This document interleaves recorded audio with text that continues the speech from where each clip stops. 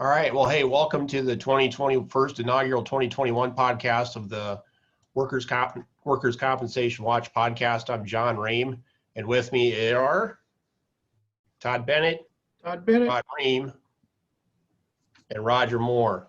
One of those common questions we get from our clients or prospective clients is, what's my case worth? Well, one of the biggest parts of that is, what's your average weekly wage? So we're going to talk about how to determine the average weekly wage, and which is one of the most important things for how much is your case actually worth. So, Todd, you want to start us out with the basics of workers' comp average weekly wage?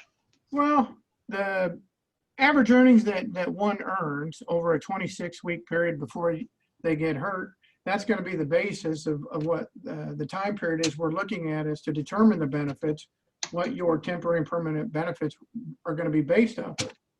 And in those 26 weeks, some people may only work 5, 10, or 13, but for the most part, 26 weeks before your accident is going to be the focus. All right. And how do you, how do you prove up what you made in the first, in that time period? You need to have your pay stubs. If you save them, is the way a worker can keep track of that. The employers keep track of those records, and we as lawyers representing injured people get to, get their side of it by just asking, what do you say his wage was or her wage was? Yeah, and have our clients look at them and see if it seems like they're correct. All right. They're not public records as such, but they're pretty accessible. All right. Now, that's pretty simple. What are some, but you can't just take your average earnings a lot of the times and divide it by 26 over the last 6 months, divide it by 26 and come up with a number. There's a few exceptions to how this is, few tricks to how this is calculated. Does overtime count in average weekly wage? Roger. Yeah, overtime doesn't it counts in terms of the hours. So you would average your hours earned essentially over that 26-week wage period, and then divide that by 26 weeks. And so it's calculated at the hourly rate that you're paid. So there's no overtime premium that's included in that. That's why John's saying you can't simply divide the wages, because of those overtime bumps or holiday differential or something like that, that may not be included in the average weekly wage determination.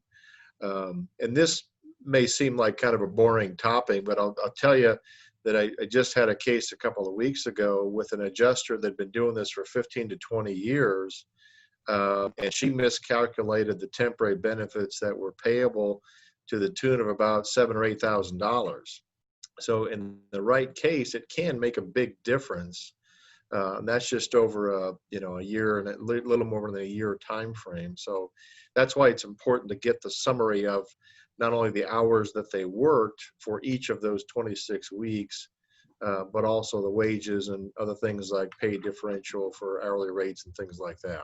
How did you find that out? How did you kind of suss that out, Roger, that your client had been underpaid $7,000? That's interesting. Yeah, it was a newer case that we took on. It was a compensable shoulder injury, and they had been paying the benefits, and it got time to look at her vocational rate of pay to get vocational rehabilitation started. And so we wanted to get the average, the weekly wage information, got that from the employer, and then sit down and you just do the math.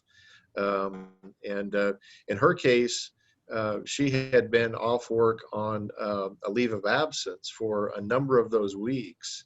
So she was only getting paid 2/3 of her normal rate of pay during that time frame. And so we said to the adjuster, those aren't proper weeks to include in the calculation. Those are abnormally low that have no real relationship to what she was earning during that time frame, were that not the case. And so we were able to kick out those weeks, which then drove up the average weekly wage determination. But had she not come in, I had to educate the client, not only client, but the adjuster who'd been doing this for years and years and years, that didn't know that kind of basic frame there.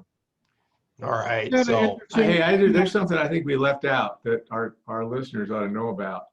That the wages that we use to calculate this average is not take-home wages, it's your gross pay. Just to No, and that's a good point, and that kind of goes back to what I was going to say is it's the basis of the weeks that we're looking at are the representative weeks of a normal typical business week or work week.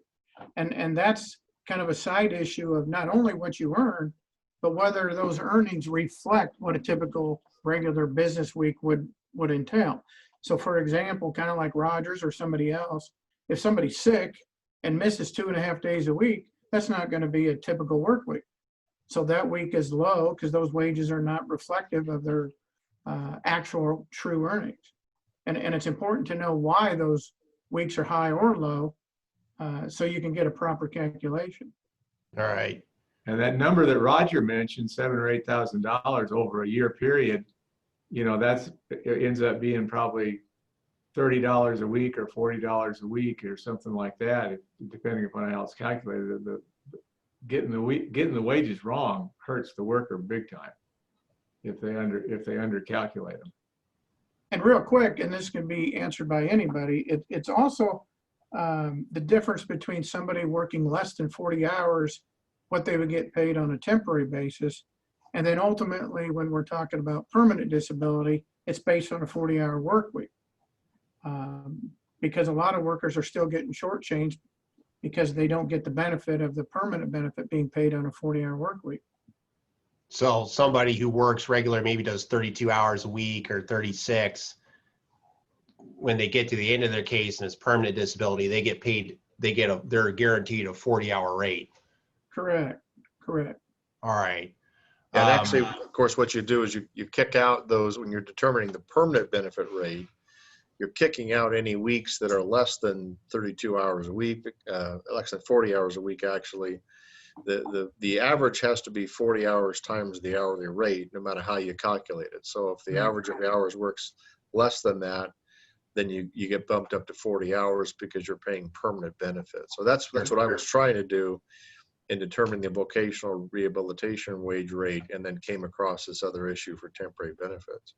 All right. So you also don't count, but things you don't count insurance, you don't count pensions, you don't count overtime. I mean, fringe benefits don't come in most of the time, but are there times where there's maybe types of employment where it's a little more tricky to calculate average weekly wage, like tipped employees? How does that work? Well, tipped employees are tricky because you kind of you can't guess at what the tips are or what they would be or what they were. You kind of got to have a set in stone, either a verbal agreement, written agreement, or at least a written log of what those tips were earned. So you can actually have actual earnings, not just speculative. Sure. Are there ever times that is it absolutely essential if you go to court to have everything written out, or can employees testify about what their wages are in court and have a judge award benefits based on that? Yeah, Rod's kind of smirking. I mean, you can always testify to what you think is important or what things are or aren't, but I think our experience tells us that unless you've got it documented somehow, if you're telling the judge, well, I actually got paid $2 an hour more than this reflects, and you don't have any document to back it up, they're just not going to put much credibility in that. So as Todd was saying with the tips, it's a pretty common thing. I think that a lot of waiters and waitresses don't report what their actually tip income might be. Well, if God forbid it happened that they were actually injured on the job and that made a difference, that's where that could come back and bite you in the end. So it's important to have that documentation. Or if you share tips, or if you're part of a tip pool, or if you're a cook or you're back of the house, keep track of that stuff. Yeah. Right. And This is kind of a change of topic I was going to talk about, but well, I guess it was tips. Sorry, apologize. No, that's all right. But some people also get paid per diem. And you know, traveling employees, people out on the road get paid expenses. How are like if how are living expenses? When are those wages, and when are they not wages? Well, the fundamental rule says there has to be an agreement that you're getting paid for these per day, per diem is daily rates. And that is part of the contract of employment.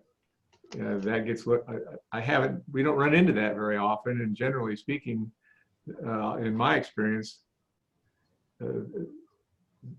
they get paid correctly most of the time. But I mean, you just have to be aware that there's supposed to be a contract, and that most of the time in the employment context is just what people say, because there aren't a lot of written employment contracts. Right. And actually, I've got an ongoing case that for over 2 years before this gentleman hired me, he was getting paid a certain weekly wage of about $500 a week. Well, in his wage records, he was actually getting a per diem of $150 a day. And that was solely based on attendance. So if he worked 6 days a week, which he did, he's getting $150 extra a week at 6 days a week. But what the employer was doing was not taking it off the gross wage, taking the taxes out, and then basically giving him credit for the per diem after the taxes, but not giving him credit in the comp case for the per diem being paid. So kind of like Roger's situation, we got about a $15,000, $18,000 difference because per diem is added in that case. And kind of goes to rule number 2, where it's got to be a real economic gain to him. If it's just a reimbursement for his receipts and expenses, that's not going to be factored in. But if it's strictly based on attendance or the verbal agreement, they're going to pay it per day, then it's going to be factored and considered in the average weekly wage, which is substantially increasing that average weekly wage. Sure. Yeah. Now, a lot of people get hurt when they first start a job. I mean, it's something that's one of the most dangerous when people are new and when they don't know what they're doing or they're younger or whatever. But when they're inexperienced employees get hurt a lot. If you get hurt first couple weeks or first couple months of your job, how do you calculate wages when you don't have 6 months of wages to base it off of? It's definitely a tougher proposition. In a lot of those cases, they end up getting less than temporary benefits because of that, because you may only have a week or two. For temporary benefits, most employers will just look at that 2-week time frame, average it out, and that's what they get paid. You can try and introduce evidence that, again, those are not representative weeks, that the person maybe only worked a few days the first week, or maybe the first week was training and not really employment. Those are definitely tougher arguments to make to a judge, but you, in theory, could introduce pay records for other similarly situated employees to document the wage rate. And Iowa's better about that and allowing those types of things to come into evidence when you only have a short time frame to look at. Nebraska law really hasn't been developed very well in that regard. But that's certainly something you could do. But I'll tell you, for the time being, they're going to pay you based on those 2 weeks until you prove otherwise. All right. Yeah, change topics a little bit, and I'm going to talk a little bit about school employees because I got a published case about that to talk a little bit about that. What about people that like earn wages during a certain time of the year? Let's say like professional athletes, minor league baseball players, arena football players here in Nebraska and Iowa. Any experience representing minor league athletes or professional athletes in regards to average weekly wage issues, where like you're only playing during baseball during a certain season and you're paid a certain amount for a 3-month season? Any experience with that? Anybody? I've never done an athlete case. I've got some school cases, but I've never done an athlete case. Any of you done athlete cases? Well, the athlete cases are kind of like that. I don't even remember the team, the Blitz or the Arcade or whatever it was in Kearney. They're tough situations because they try to pay them with vouchers and essentially gas cards, food cards from Bosselman's, for example. But then their cash tips and the cash they get for signatures and autographs, that's not documented. And typically, obviously, to prove wages, what the actual earnings are, you got to have documents proving what you earned. So in those Right. cases, they're a little bit, because it's at a kind of a minor level, you got to document what your gas card was, your motel card, your food allowance, the cash that you were getting. You got to document that and hopefully have some proof of what that was. Well, there used to be a professional hockey team in Omaha, and we were one of their designated lawyers. Roger did most of those cases. Was wages ever an issue in those? Not at that level. That was AAA, so the wages were pretty well documented. They were paid like employees. Yeah. Yeah, they were salaried essentially. So, again, they might get paid their salary during a 3 or 4 month time frame, but that's essentially a year salary. So they're taking that salary and dividing it by 52 to get that average weekly wage figure. And the same was true for the storm chasers. Back then, I had a pitcher that was worked for played for the Omaha Royals, which is a AAA ball club here in town. Same kind of deal. He was getting about 75 grand a year. So we basically divided that by 52 to come up with his weekly wage based upon that. So if it's seasonal employment of any type where most of your work is performed over only a few months during the year, they're going to extrapolate that over the course of an entire year and use that lower amount. You can't just say, well, I got paid 75 grand for essentially 4 months worth of work, so we're only going to divide it by 13 or 14 weeks, not the 52. Right. And I ran into a similar experience in a school case where, the worker was earning wages over 9 months and was paid, they would dole out the salary once, or they'd average it out over a year. And so, yeah, and the Supreme Court said, yeah, in that case they could. One thing that's interesting though with school employees is you want to focus on the contract of hire. And it's interesting when I had a wife when she was on maternity leave, she actually ended up repaying her benefits the exact opposite way of how that Mueller case went, because the school was saying, well, no, you actually, for the purposes of your maternity pay, you only get paid when you work. And a lot of contracts, at least for educators, are like, you're paid, certain number of hours per day, and this is your hourly rate. And if they don't work it, they don't get paid. So again, I think they're kind of fact dependent situations. And it's something that I ran across in my own personal life was that. So again, And I actually disagree with that because I think that we've all had teachers at one time or another. And if you earn the income during the first 9 months, but you choose to have it paid out over 12, there's no question you've already earned it. And I still think that's a case that probably wasn't decided correctly on the facts. But yeah, I mean, it's a fact dependent issue. And there's actual employees tied. There's seasonal, actually called seasonal employees, because school employees aren't seasonal. Personal athletes aren't necessarily seasonal, but there's some work that are actually seasonal employees. And you've done some seasonal employee cases or tried.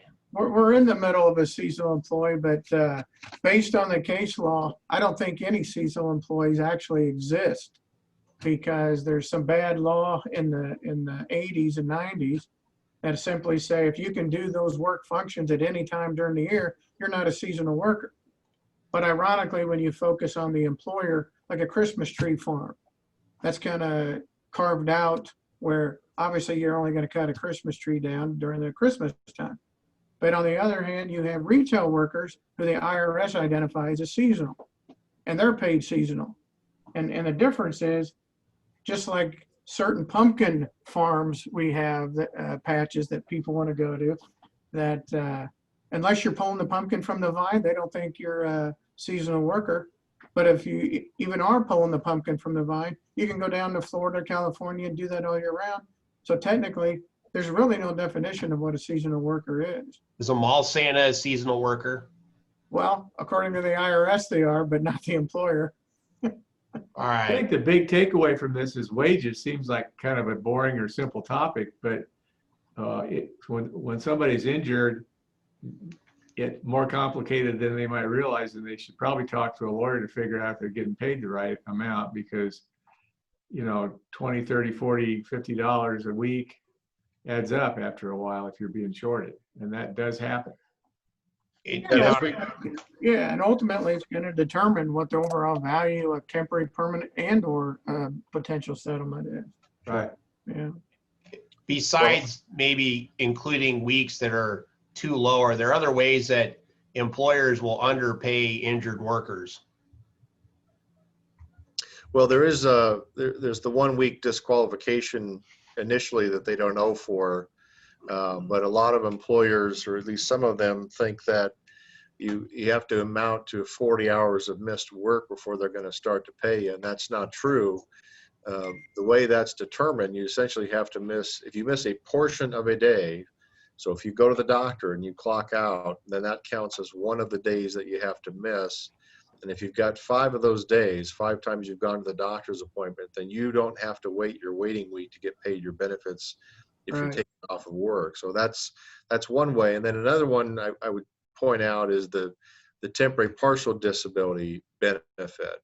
If your hours are reduced, if they say you can't work overtime, or if they cut your rate of pay, they owe you the difference between what you were making grossing and what you're making right now. And a lot of employers aren't very good about keeping track of that. So I know in my case, I have my clients bring in their pay stubs every week so I can figure out what their benefits are, let the adjuster know that, because there just doesn't seem to be a lot of communication between the employer and the insurance company. The employee gets hurt with that. And I think be there's aware a, that electronic payroll is widely available anymore. It seems that ask them if they have access to their employment, their pay records on the internet, because most companies of any size have all that available to them. That's the way to check. and I think there's some natural problems because sometimes the insurance company will decide we're going to pay weeks Monday to Sunday, and your employer considers a week Monday to Wednesday to Tuesday, and then some people are biweekly, and workers' comp benefits tend to get paid once a month, and they don't always coordinate too. So one thing I see sometimes with underpayment is shift differential. Sometimes people that'll work a morning shift will get paid their straight wage, and then if they work night shifts, they'll get, they'll be paid a little shift differential. And then when the disability benefits are calculated, they're getting paid on their straight wage. So I've seen that happen quite a bit too with people whose shifts change from day shifts to night shifts. So And that's a good point you brought up, because typically some will work a regular shift differential during the day, get another night differential, and then work the weekend and get another shift differential increase. And they don't always keep track of that, especially for a comp adjuster to calculate those numbers in. yeah, and that could add up to a couple $100. That could add up in a couple $100 here and there. And again, but that's real money. You got people that you can't handle 80%, something like 80% of people can't handle a $400 emergency, and $400 can be the underpayment even for shift differential over a period of disability. So, so besides going to court, are there any other remedies for underpayment of workers' compensation benefits? Maybe it's a poor question. I know in wage and hour law, you can get attorney's fees if you show that wages are underpaid. Can you sometimes get attorney's fees and penalties if you show workers' comp benefits were underpaid? And I think the easy question is absolutely. If they calculated it wrong and they had notice, or at least the proper figures and wage records to determine it correctly, I don't think there's any question you could get penalties and attorney's fees for an improper calculation. Yeah, I've taken the approach of trying to take a hardline approach that the employer knew the wages, the insurance company had access to the wages. If they screwed up the calculation, that's on them. My client shouldn't be punished because you didn't do your job properly. Just like we're charged with knowing the law for our clients, they need to know the law and know what the rules are about paying injured employees. And if they don't, then I'm more than happy to ask for a waiting time penalty, because there's no excuse for them not doing those calculations. One other thing I wanted to kind of jump in here with is we didn't talk about with the temporary benefits, there is a max rate. So in Nebraska, if you earn more than it's 882, I think it is currently, or something close to that. So if 2/3 of your average weekly wage is more than 882, you only get 882. So if you're making $2,000 a month, 2/3 of that should be 1666. But in Nebraska law, they're only required to pay you that 882 of benefit. So this is a big problem for high wage earners, truckers and executives and things like that, people that are paid very well, that they just get screwed at that money because the legislature decided that was the maximum amount that the employer had to pay. And that's hard to explain because there's no rationale for that number as opposed to a number $50 or $100 higher, other than we're just trying to save the insurance company money. Yeah, I think the rule comes from what the state average weekly wage is. That's where it comes from. And trying to find the number for this year. I think like your salary, if you work a straight time salary, it's like $71,000 a year is what it boils down to. So, and again, people who maybe exceed that amount, $71,000 through overtime, they don't get paid for that. So yeah, it is a penalty to people who are higher wage people. But again, people who are lower wage workers who rely on overtime, a lot of overtime to make money, also get underpaid as well. Right. So, all right, anything else we want to talk about with wages? Well, I think one important thing we kind of skipped over a little bit was the change in job duties, how yeah. it affects your wages. Because if it's pretty much just an increase, it's going to get factored in together. But if you change your job duties that are materially different, then you're only looking at the higher wage at that materially different job that you're performing at the time of your accident. So for example, somebody who's an entry-level worker, per se, getting $10 an hour, but after 3 or 4 months, they get a promotion, and then they're getting $15 an hour, and then they work for 3 or 4 months doing a different job, and then they get hurt. What an employer will like to do is commingle them all, so it's a lesser average weekly wage. Whereas when you get the benefit of doing a different job at a higher rate, and then that ultimately obviously increases what you're entitled to. And that's real common in truck driving where you get driver trainees. And I think Werner's paying driver trainees $11 an hour now.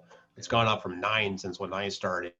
But they do 11, and then then the person gets to be after about 3 months or so, they become a regular driver, and then they try to compress the trainee pay and the regular driver pay. So, right.